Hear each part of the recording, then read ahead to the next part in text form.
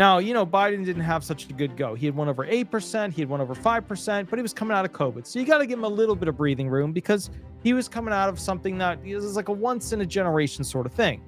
Although, to be fair, he wasn't very good with the reserve currency, farmers helping them, immigration was a disaster. There were a lot of bad things that hurt essentially our actual dollar and our ability to spend it and get a lot for it. That's what it comes down to. It's a very simple thing.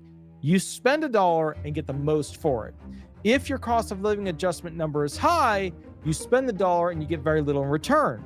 If you have a very low cost of living adjustment number, you spend a dollar and you get a lot in return, just slightly less than you did the year before. So in other words, Trump is in a pretty good spot with the economy, with where it's at, although it's going to be better during those 3 potential months for the calculation of the cost of living adjustment. Because remember, they don't look at the whole year, they just look at 3 months. Okay. You know as well as I that Trump's going through these trade wars right now, which are not helping the cost of living adjustment situation. As a result, if he gets that stuff cleaned up by July, August, September, in October, you're going to get delivered probably an even better number than this. But remember, the lowest number that cost of living adjustment can be, the better you do, because the math is against you, okay? When they calculate the cost of living adjustment, the higher the percentage number that they give you, which is counterintuitive.